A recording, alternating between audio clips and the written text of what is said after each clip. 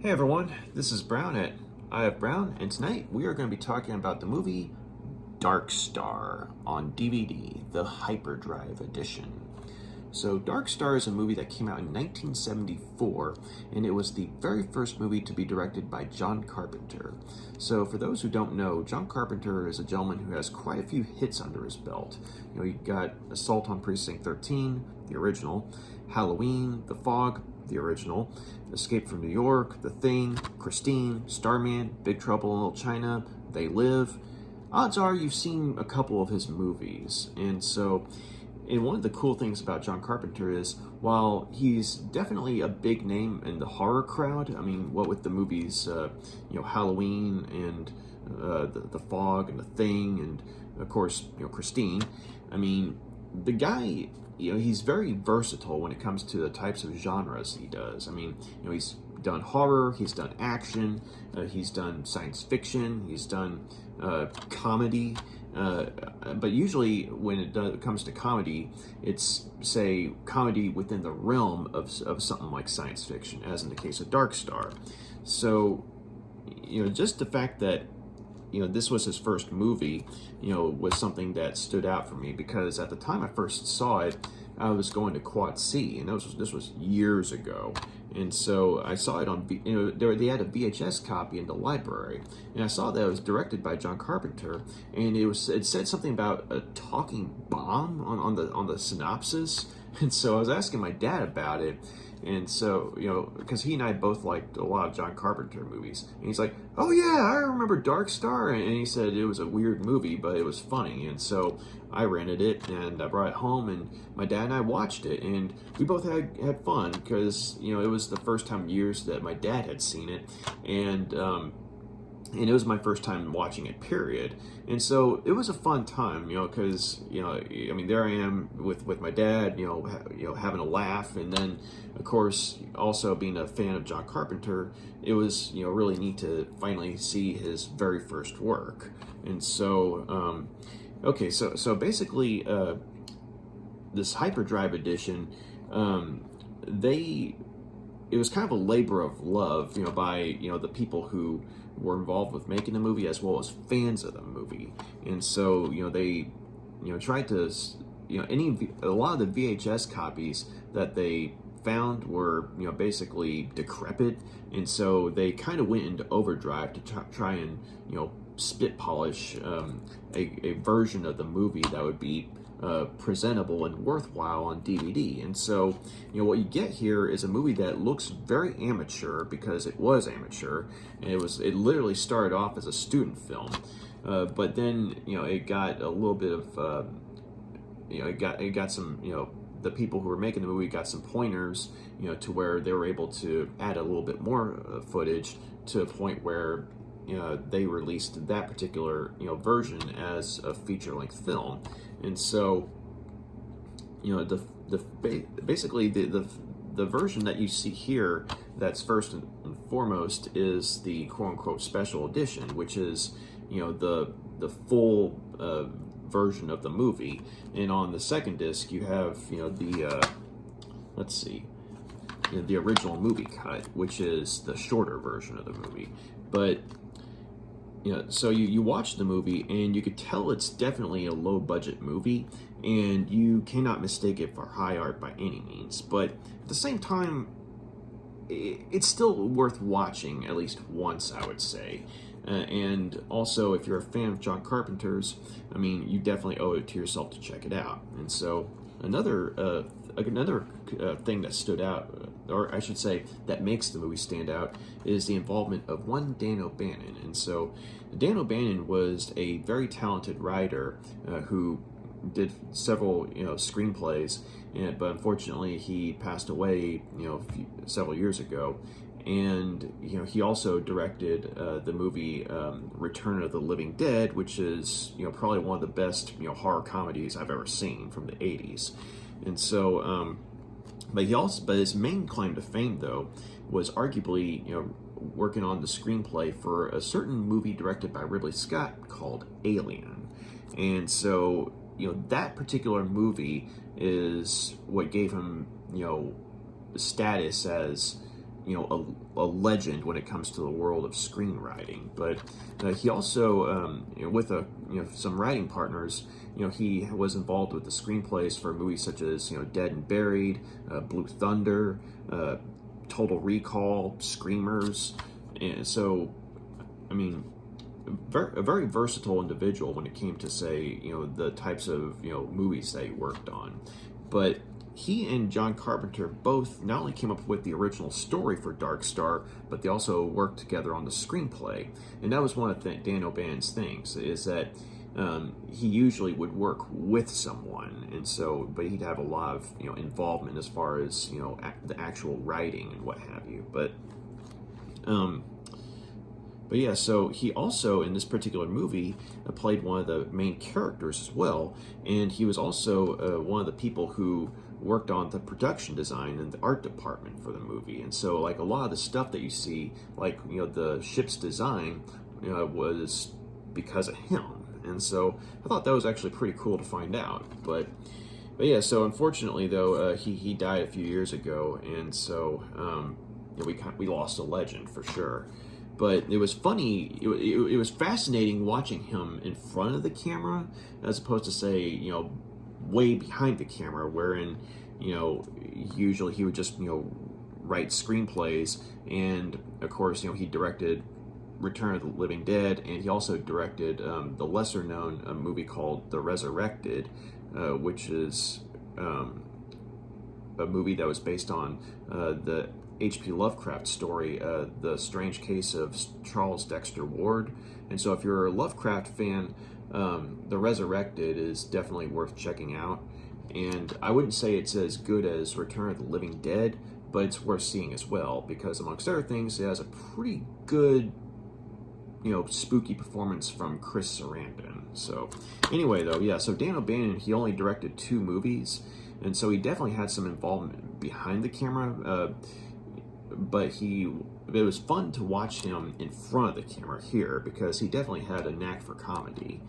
And as far as like the other actors, I wasn't really familiar with them, because a lot of these guys were basically students, and they were friends of John Carpenter's and Dan O'Bannon's, and so it's like they were friends / students who worked together and everything. And so so you don't really, they're not like big names or anything like that, but they managed to kind of stand out as well. So once again, this is not high art, but the main appeal for seeing this movie is basically seeing where a couple of big names in the film industry got their start. And so also the score was by John Carpenter.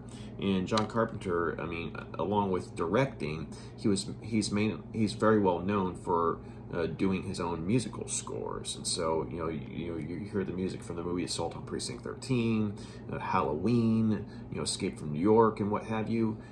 He's heavily involved with making the music for those movies. And so the fact that he did the music score for this movie, even though it's definitely not one of his best, the guy was starting out, to be fair. It's nice to know that some things stay consistent. So okay, so the story of Dark Star, it takes place like way in the future, and the ship that's the title of where the title of the movie comes from, the Dark Star, and it's this it's an explorer class ship, but it's also kind of like a search and destroy type of ship, because in the future, humanity's spread out throughout the galaxy, colonizing all sorts of planets, but sometimes you get a planet that's, classified as hazardous and dangerous to travel logs or travel lanes. And so they have ships like the Dark Star literally, go throughout the galaxy, finding these hazardous planets and sending these talking bombs, to these planets to literally blow them up. And once these planets are blown up, then the space travel lanes are free for explorers to continue to go throughout the galaxy and get to their get to the planets that they're originally trying to colonize unhindered. And so these talking bombs, though, I mean, they literally have personalities and everything. I mean, they're computers and everything, but at the same time, they actually do have personalities. And so usually they're pretty cheerful about doing their jobs and what have you, even though that their jobs and oftentimes, I mean, they definitely entail them going out with a bang, literally. So the crew of the Dark Star, they've been on this mission for them, 3 years have passed, but because of the whole space travel and time and what have you, 20 years have gone by real time. And so, you see that these guys, I mean, they're kind of going stir crazy, and they're getting stoned, listening to music, looking at the girly mags, just to kind of kill some time. And also, they've been met with a series of unfortunate events, in the sense that a lot of the machinery on the ship is starting to break down. They've got their former captain on ice because he literally got killed because his chair exploded randomly. And so, and most importantly of all, and worst of all, they're out of toilet paper. So, I mean, things. It's not a fun time to be a member of the crew of the Dark Star. And so, while all this stuff's going on, they're basically, trying to do their jobs. I mean, because they do have a job to do. They're being paid, by their, government and what have you, even though they're like light years away, but any time they try and send a request, for, resupply or anything like that, because of space travel and communication, like there's a major lag. We're talking like years worth of lag, before they get a response back. And oftentimes the response is, "Yeah, sorry, Charlie, but unfortunately, we can't send you toilet paper, but keep up the good work, boys." I mean, it's kind of like that, and so so as things are going, they're about to embark on their latest part of the mission, because their computer, who's got a female voice, a very friendly one, by the way, has found a planet that's classified as hazardous. And so they decide, okay, let's go ahead and blast that planet. We're bored as hell, And so, as they are making their way to this planet, they're warned that they're about to run through an electrical storm. And so, the computer's reminding them that it's a similar type of electrical storm to the one that caused a lot of damage to the ship a few years ago, or a while back, or whatever, right? And so they put their safety measures in place. And because they have these like sort of personalized force fields within the ship, because they're going Lord knows how fast, and they pass through this electrical storm, and they get through it okay. But unfortunately, though, said electrical storm does some damage to the ship, to a point where one of the talking bombs, bomb number 20 specifically, is given false orders to go ahead and disembark from the ship and blow up, right? And so it heads down, and like the dock doors open up, it heads down, and this is after they've passed through an electrical storm, and the computer's telling the bomb, you have not been ordered to go on your mission. You have not been ordered to explode. Please come back into the ship. And it's saying, well, I have received orders. And she's saying, they're false orders. And he's like, oh, okay. And then in this talking bomb, it sort of looks like a coffin with a smiley face on it, or a mechanical smiley face almost. And so it goes back up into the ship. And the computer tries to, communicate to the crew that, hey, guys, you might want to get this looked at, but they're kind of like, oh, that's small potatoes. It'll keep until after we blow up the planet. And so one of the other things that's happening is the fact that they have an alien on the ship, and they call him the mascot, and it literally looks like a bouncing beach ball with two bird-like clawed hands. And while one of the crew members is trying to feed it, it gets out of its containment chamber, and so said crew member is trying to chase it down, and unfortunately though it gets into part of the ship's machinery, which further sabotages things to a point where that same bomb gets yet another false order to explode. And so once again it comes back down, and once again the computer has to say, you've been given a false order. I don't know why this has happened, but the crew has not ordered you to, explode. And so it's like, okay, but this is the last time. It goes back into the ship, right? And so, unfortunately, though, while the crew's kind of going, crazy with boredom, or trying to fight through the boredom, in their own ways, they are unfortunately hit with a hurdle of this talking bomb after having been sabotaged twice. Ends up developing a sort of existential crisis, and so it basically threatens to explode, blow itself up and the ship, and it's counting down. And so now the crew has to contend with not only this beach ball alien bouncing around in the ship, going from one part of the other to another, messing things up, but it also has to contend with a literal talking bomb, and with an existential crisis. And so so this was a crazy movie. Like I said, you cannot mistake this for high art, but it is a fun movie though.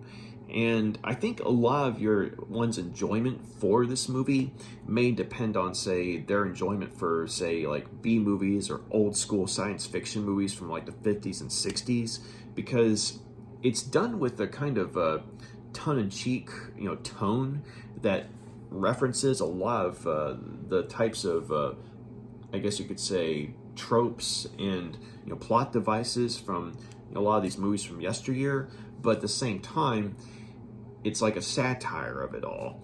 And in a lot of ways, I liked seeing how, this crew, I mean, in other movies, you probably see something where you got a crew on this, long, voyage, trying to fight through boredom and their own insecurities and what have you. But instead of being played for comedy, it's usually played for horror or something like that, or drama at the very least. But here, though, I mean, you see the more comedic side of that, and like you see a couple of the characters. I mean, you get the idea that both of them are stoned, but they're sort of waxing nostalgic. Like one of the guys is at one point is talking about, how there's like this, traveling group of alien asteroids, that go throughout the galaxy once every so and so many years, right? And at the same time, though, the other guy's, talking about how much he misses, surfing back home. And he's like, yeah, I wish I had my board with me right now. It'd be nice to wax it, now every now and then. And so you have these really strange conversations. And you also have, one of the crew members, Pinback, who is played by O Bannon, who it turns out wasn't even supposed to be on the ship in the first place, but apparently the guy who, whose identity there was like a case of mistaken identity, and the guy who was supposed to be on the ship ended up getting killed somehow, and then somehow he ended up going on the ship instead, and he was kind of freaking out initially, but then he just kind of like, okay, yeah, I'm a part of the crew now. But the funny thing is, he ends up just kind of driving the crew crazy, because he's, going crazy from boredom. So like he'll be going around, with these crazy Elton John, eye-popping glasses, or Elton John type popping glasses. You put the glasses on, your eyes go, with the springs and everything, and trying to get a reaction from the crew, and they're all like, "Get out of here, man!" And he's the one who, incidentally, is tasked with feeding the beach ball alien. And so Dan O'Bannon definitely had a knack for comedy here. You could tell he was having fun with the ridiculousness of the story and what have you. And that's one of the things I do like about the movie, is that it's ridiculous, but the people who made the movie know it's ridiculous. And so, I mean, there are instances where I think, I don't know, it's kind of like you have to be in the right state of mind, if you will, I guess, to fully appreciate the movie, or you have to be in the right mood to watch the movie. You have to be like, okay, I know that this isn't going to be a straight up classic or anything like that, but, just to kind of, check your brain at the door, a metaphorical stoner movie, if you will, which is ironic because it turns out one of the actors in the movie was in fact on LSD the whole time. And you watch the movie and you can pretty much tell that, yeah, this guy's on something. And it's the same guy who talks about the, alien asteroids and what have you. And you watch him and you can definitely tell it's like his eyes are like, ooh. And so some of the characters, it's like they're supposed to be stoned, but this guy actually was stoned. So yeah,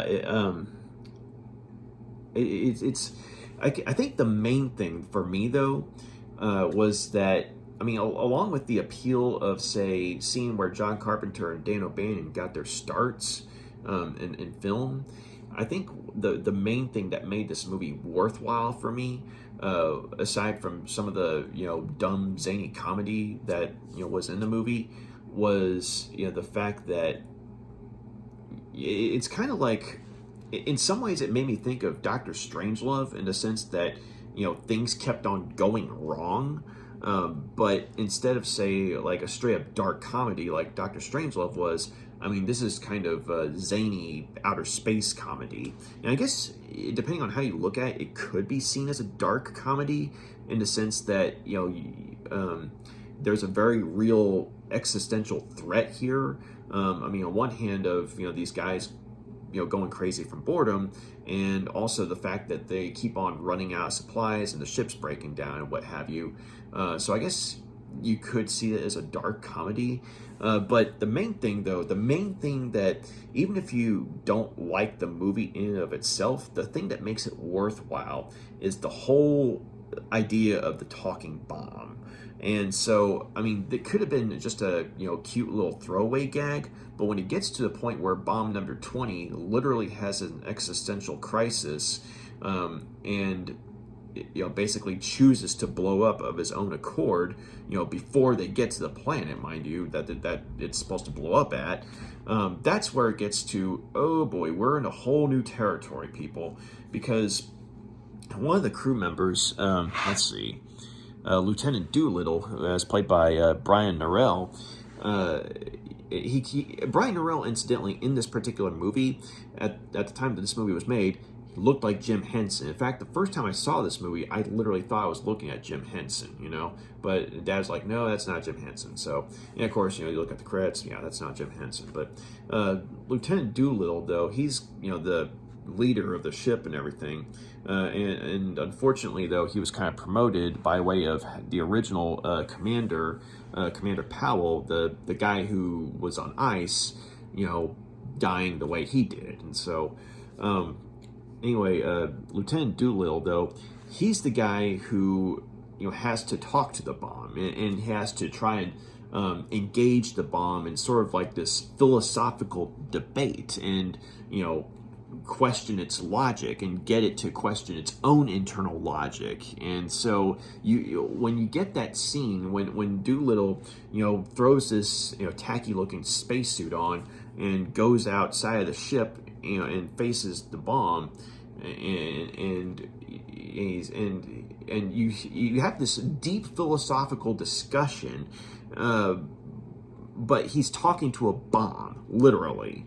And so the bomb, it's giving all sorts of feedback to him and everything. Like it's taking his questions seriously, but at the same time he's like, well, unfortunately though, I won't be able to continue this conversation for much longer because I'm going to explode in 75 seconds. And so Doolittle's having to work fast, and so another aspect of the comedy that managed to stand out to me, I guess, was the fact that he literally had to get advice from the guy on ice, the former commander of the ship, the guy who got fried in his own chair, So he basically, goes to the guy, and the guy's on ice, dead, right? But somehow still preserved to where he can kind of talk, but you can tell that the guy's not all there, And so you hear this sort of, distorted voice, sort of like a sleepy voice, and Doolittle's telling him the situation, and so then that's when the commander on ice is saying, why don't you try talking to it, and specifically in a philosophical way, right?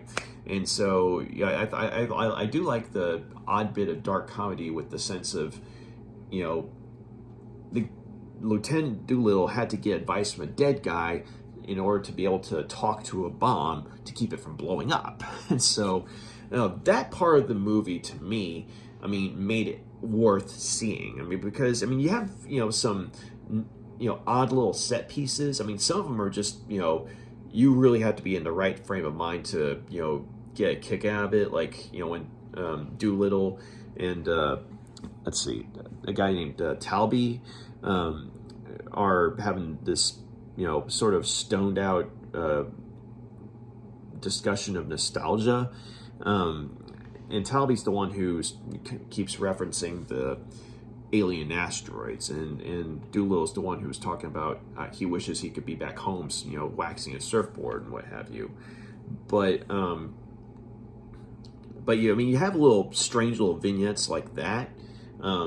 But of course you have the whole set piece with Pinback trying to hunt down the alien beach ball, and that is something that also makes the movie worth seeing, in the sense that you literally have a beach ball for an alien, but incidentally, said beach ball, the performer who was making the beach ball move and everything was one Nick Castle, who would go on to gain recognition as the first guy to play Michael Myers in the movie Halloween, which was, John Carpenter's real big claim to fame. So, it's fascinating, knowing that, the guy who played Michael Myers, kind of got his start here, in Dark Star, and, so he and John Carpenter went way back, right?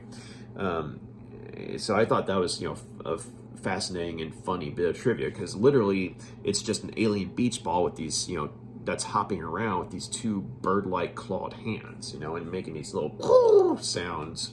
And, Dan O'Bannon's, constantly having to chase it down. And so, so seeing the writer for Alien, chasing, the guy who would go on to play Michael Myers, there's a bit of meta comedy there, albeit at the time that this movie was made, no one knew that was going to be meta comedy, but this would be meta comedy like years after the fact, right? So yeah, the movie itself, I guess you could say it's dumb fun, in the sense that you cannot take it seriously whatsoever, and the guys who made this movie, they knew what kind of movie they were making, and because it's literally started off as a student film, and I think it was made for, it was a low budget movie, right? But they made it work, and unfortunately, when it initially came out in theaters, it didn't do that well. In fact, one of the things that sort of pushed Dan O'Bannon to, do the screenplay for Alien was the fact that, he had tried to, along with John Carpenter, he had tried to, craft a story that would make people laugh. But, whenever he and John Carpenter would go to the theaters and find out, how the audience is liking it, and, apparently a lot of the audiences that, of the theaters that they went to they weren't really getting it, they weren't getting it. It's supposed to be a comedy, and so he figured, okay, well, if I can't make people laugh, I'll make them scream. That's where you get Alien, and Alien made people scream, so there you go. But all in all, though, okay, so there's a part of me that wants to give this movie 3 out of 5 stars, in a sense that you watch this movie once or twice, and that's probably all you need to see it, and or that'll be enough. But at the same time, though, I mean, if you're, say, a film buff like myself, I mean, there's a bit more to appreciate, I guess, and so that's where the part of me wants to give it 4 out of 5, because I'm okay. So I think what I'm gonna end up doing is I'm going to give the movie 3 out of 5 stars, with the caveat that it is definitely worth watching at least once, simply to see a very unique science fiction comedy, but also to see where John Carpenter and Dan O'Bannon got their starts. But it's a movie it's like, you see it in once or twice, and that's enough. But at the same time, you don't forget it, though. It's like it's dumb fun, but it's dumb fun that manages to kind of stand out. So actually, no, I'm sorry. I know it's like I'm changing midway in review here, but okay, I'm going to go ahead and give this 4 out of 5 stars. I mean, with the caveat that you cannot mistake this for high art, and it's not, it's not a classic by any means, but somehow it manages to be a legitimately fun movie, and funny movie. And so I think it's one of those things where, I mean, if you're, say, a film buff, you'll probably appreciate it more than, say, someone who is kind of unfamiliar with some of this stuff, but at the same time, it does manage to, make an impression in a sense that, even if you think it's a dumb movie, I mean, it's a dumb fun movie. And so I guess that's where dumb fun comes into play, because, I've seen some movies that are dumb, but they're genuinely fun, and I think that in this case, it works out because, the filmmakers knew that they were making a dumb, fun movie, and so they had fun with it. And so, yeah, I think, 4 out of 5 stars. Yeah, this was a dumb, fun movie. And considering this was a very, very low-budget movie, I mean, it manages to be all the more impressive because of that. Not to say that, like, the special effects are good or anything like that. I mean, they're not. they're really bad looking. But at the same time, their tacky quality makes sense because, these were guys who were literally just starting out. And so, and also, I mean, it sort of echoes the vibe of, sci-fi movies from, yesteryear, because you watch some of the special effects in those movies, and yeah, they're pretty cheesy and lame by today's standards, so except in this case, in Dark Star's case, it's like that, 1, out of necessity, and 2, on purpose. And so I think that's where I feel better about giving it 4 out of 5 stars.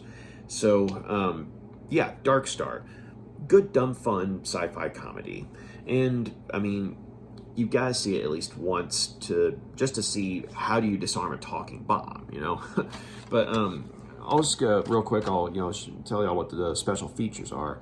I mean, because it's called the Hyperdrive edition for a reason. So first off, I mean, you have this, you got this full-length audio commentary by a self-professed superfan named Andrew Gilchrist, and after watching the movie for a second time, I watched it again with the commentary, and and mind you, I had some time to kill, so it was actually a pretty neat little commentary, because you get some fascinating anecdotes about the making of the movie from this guy, and this guy did his homework, okay, and so you find out some fascinating stuff, and And as a result, the commentary for the movie is always interesting. It's always fascinating, and you get insight into all sorts of different aspects of the making of the movie and how things came to be and everything. And so,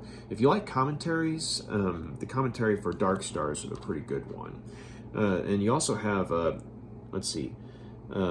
Let There Be Light, The Odyssey of Dark Star. I mean, this is basically, one long making of documentary, and it's actually a feature-length one in the sense that it's like the length of a movie. But, a whole bunch of people, like John Carpenter and O Bannon, I mean, basically, you get, some then current interviews and some archived interviews, from not only them but other people that were involved in the movie, as well as people who were influenced by the movie as well. And so you definitely appreciate the movie that much more after seeing either the documentary or listening to the commentary, because you see how this dumb fun movie impacted a lot of careers or inspired a lot of people, and so you wouldn't really expect that for some dumb fun sci-fi movie. But you also have a 3D guide to the Dark Star ship, which is basically like this pop-up menu type thing where you can get a closer look on certain parts of the ship that were in the movie. And I mean, it's kind of a one and done special feature, but it's a nice touch. Then you have an interview with Brian Narelle, the guy who played Lieutenant Doolittle, the guy who looked like Jim Henson in the movie. And it was fascinating to find out that he's very well known for being a puppeteer of all things. And so go figure, right? I mean, he looks like Jim Henson and goes on to be a puppeteer like Jim Henson. So and there's one of the highlights of his segment was he has this dog puppet, and he has a pretty good ventriloquist act where he does, but it's like he's got the the dog puppet talking, and he's able to throw his voice in such a way to where it looks and sounds like that he's talking, but he's able to make it sound like the dog puppet's talking. So that was actually pretty cool. But and also you have an interview with Alan Dean Foster, who is kind of the go-to guy when it comes to writing novelizations for movies. And I've actually read a couple of his books, not only like say his his own science fiction books, but some of his movie adaptations. And the guy's pretty good at doing that because he wrote all three novelizations for the original three Alien movies. He wrote the novelizations for John Carpenter's The Thing, which I would love to get my hands on a copy of that.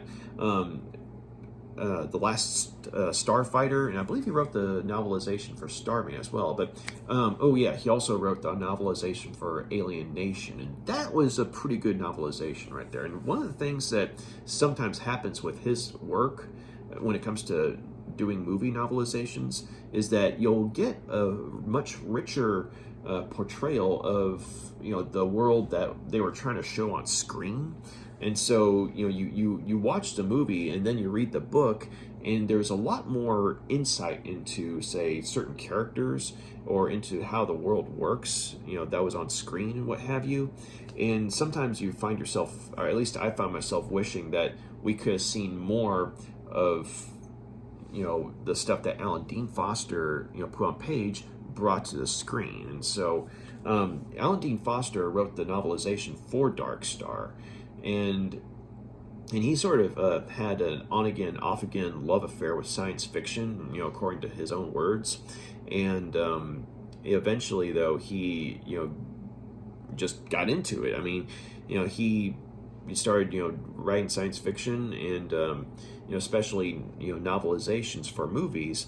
And lo and behold, when he did the novelization for Dark Star, that sort of got a lot of attention from certain parties in the literary field, who were kind of like, well, okay, this guy actually beat the odds and made a cohesive novel, for this zany movie. So, all right, let's see what else he can do. And so next thing you know, you got the novelization for Alien, and you got the novelization for a whole bunch of stuff. In fact, I believe he even worked on the novelizations for Pitch Black and Chronicles of Riddick. Definitely Chronicles of Riddick for sure. In fact, one of the funny parts in his interview is that he talks about how sometimes he'll get a gig where he has to write a novelization for a movie that he didn't particularly like. And not to say like he would say it was a bad movie, but to a point where he would say that the movie was not as good as it could have been. And so one of the things that he likes to do for said movies is to find ways to improve them on page. And so, he personally loved the movie Pitch Black, which introduced, cinema and film goers to the character of Riddick, as played by Vin Diesel in a really badass performance. And Pitch Black was an awesome movie. But I thought it was pretty cool that Alan Dean Foster was a fan of Pitch Black too. And so he said that though when he said that when Pitch Black came out and the guy who did that movie made it, he said that it was perfect because it was I think he said it, I don't remember if he said it was a low budget movie or it was not a high budget movie. Like it wasn't a blockbuster. It was kind of a it was a small film, right? But it went on to be a big hit. And so he said that sometimes what happens is, when people have a movie that is a hit for them, they get more money to do, their next movie. And unfortunately, when they get more money, sometimes they lose focus of, what makes the movie work. Because with Pitch Black, the guy who made the movie, had to work within a budget. And so he had to be inventive with how he showed the world on screen and what have you. And that's one of the things he loved about the movie and how, he was able to flesh out and focus on the characters in there. But then when, the same guy I went on to do Chronicles of Riddick, that was where, he had a whole bunch of money to work with. And Chronicles of Riddick was a cool movie too, I thought, but I kind of share Alan Dean Foster's, take on the sense that, there were a lot of fascinating ideas, but not a lot of time to focus on them because you're going from one spot to another, boom, boom, boom, just like that. And so what I'm trying to get at is when Alan Dean Foster got the gig to do the novelization for Chronicles of Riddick, he made a point to, in his mind, it was like, okay, I'm going to act as if I'm the one who's making this movie here. How would I improve upon it? And so that's how he went into doing the novelization for Chronicles of Riddick. So I thought it was fascinating, when he got to that point where he talked about how sometimes he gets a gig to write a novelization for a movie he didn't particularly like, because it wasn't as good as it could have been. But he, in his mind, he gets to improve upon it. And I think maybe that's one of the secrets to success. But yeah, once again, much like John Carpenter and Dan O'Bannon, you have another successful individual who got to start with Dark Star in some form of fashion. So yeah, that was a really nice special feature. And also, just as a fan of Alan Dean Foster, it was pretty cool to see him talk about his craft. And it was also my first time actually seeing what he looked like. So there you go. That was pretty cool. Let's see, what else is there? Oh yeah, you have a nice little written intro by Dan O'Bannon where, he, sort of comedically sums up how the movie came to be, and it's on this, as I said, it was as the special features thing says, it's a written intro. And he talks about some of the behind the scenes mishaps and what have you, and how it was a miracle that the movie got made. But then I liked how as he's signing off on it, he says, "P.S. Try and see if you can guess which one of the actors was legitimately stoned throughout the whole movie." So here's the thing about that. Like the first time I I think it was like the first or second time I saw this movie. So the first time I watched this movie was with my dad. The second time was with my brother. So as we watched this is my first time seeing it on DVD, and it was my brother's first time watching it. Period. And so when we got to the part where Daniel Bannon was talking about see if you can find the person who was the actor who's really stoned. We're watching the movie, and a lot of these actors, play the kind of spaced out characters, but there was one guy in particular who was like, yeah, that guy's on something. And once again, it's the actor who played Tolby. So, and if you listen to the commentary, which I did on the time I watched it for a purpose of doing a review, that's when you find out that, yeah, that guy was the one who was literally on LSD the whole time. So I liked how Daniel Bannon poked fun at the whole thing, but he's like, yeah, you guys aren't imagining it. That guy was someone was literally stoned. So I thought that was pretty cool. So it was also kind of bittersweet though, because Daniel Bannon just, from what I saw in the movie and from what people remember when they talk about him, like the people in the documentaries and what have you, and it just seemed like he was a really cool dude. He had fun with what he did and everything, and it's just sad that we lost him. But his wit definitely shows through with the written introduction. So, and of course, you got you got some trivia. You got the original theatrical trailer, and I think I may have mentioned it already, but you have two versions of the movie. You have the Hyperdrive edition, which is the full-length version, and then you have the shorter version, which was basically the student film version. But so I'm just gonna say that Dark Star is a dumb fun movie, and check it out. 4 out of 5 stars. So. Thank you very much for taking the time to check out my review. You got any questions, comments, please drop a line, let me know. And if you like what you see here, please feel free to like and subscribe. So y'all take care. Good night. Bye.